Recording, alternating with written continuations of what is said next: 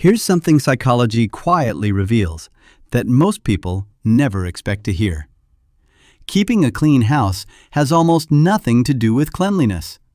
It's not about hygiene. It's not about discipline. And it's definitely not about personality type. For a significant number of people, maintaining an immaculate home is one of the most sophisticated emotional regulation strategies the human mind has ever quietly invented. They're not cleaning the house, they're calming their nervous system. And once you truly understand what's happening beneath the surface, you'll see these people, and maybe even yourself, in a completely different light. You know this person. Maybe you are this person. The one who can't fall asleep if the kitchen isn't wiped down. Who straightens throw pillows almost without thinking. Who walks into a cluttered room and feels something shift inside their chest. Not quite anxiety, not quite irritation, but something in between that quietly refuses to leave until order is restored. People around them smile and say predictable things. She's just a neat freak. He's always been like that. They just like things a certain way. And those explanations feel harmless, but they're also almost completely wrong. Because what looks like preference from the outside is often something far more ancient operating from the inside. Psychologists have noticed a pattern that runs quietly through the lives of people who maintain highly ordered spaces. Many of them grew up in emotional environments that felt unpredictable.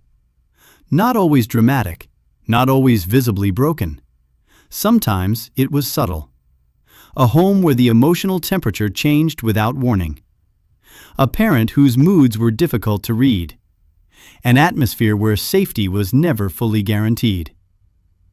And when a child cannot regulate the world around them, they do something remarkable. They find one small corner of reality they can control. A desk, a shelf, a room. Something that obeys them when nothing else does. This is known as compensatory control. The mind's way of restoring balance when life feels overwhelming.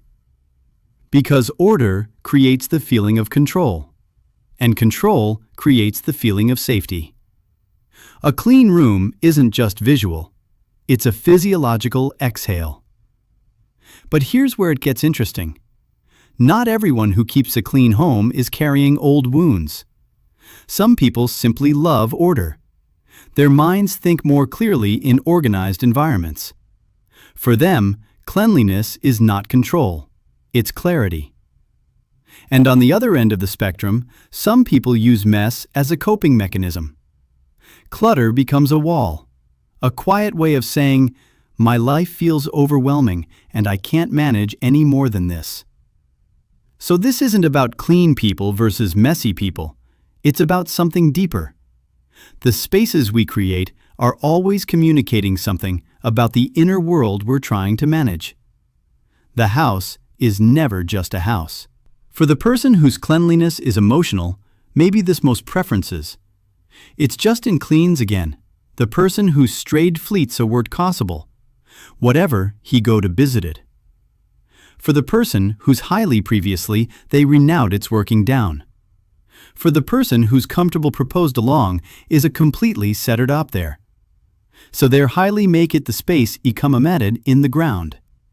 For the person who's looking from the person wants to be black with somewhere and comfortable from them. The experience feels very specific. When everything is in order, there is stillness. A quieting of the noise that usually lives inside them. Like a dial being turned down. Like they can finally breathe. But when disorder appears, something shifts immediately. Dishes, clutter, disarray. And with it comes a feeling that's hard to describe but impossible to ignore. Not anger, not fear, something in between. And it doesn't leave until the environment is restored. That reaction isn't random. It's a trained nervous system doing exactly what it learned to do. For many people, their home is not just a space. It is a reflection of whether they are okay. Order becomes evidence. I'm in control. I'm functioning. I'm acceptable. And this often traces back to conditional environments, where approval had rules, where being right meant being safe. So the behavior continues, not consciously, but deeply. It's not about the mess, it's about what the mess represents. And here's the paradox: control brings peace. But the need for control brings exhaustion, because it never ends. One thing is clean, another thing calls for attention. The standard keeps moving, and the relief never fully lasts. Some of the most overwhelmed people live in the cleanest home because the order is built around the storm. For many, this becomes identity. They don't just keep a clean home, they are someone who keeps a clean home. And when that slips, it doesn't feel like inconvenience. It feels like losing control of who they are. And yet, these same people create something beautiful. Spaces that feel warm. Spaces that feel safe. Spaces that quietly say, "You matter here." The wound and the gift exist in the same place. So ask yourself something honest. When your space becomes chaotic, what do you feel first? And when everything is in order, what does that peace really mean? There's no wrong answer, but there is truth in it. If this resonates with you, understand this.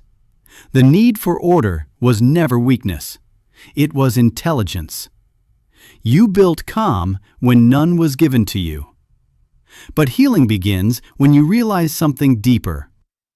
Your worth was never tied to how clean your environment is.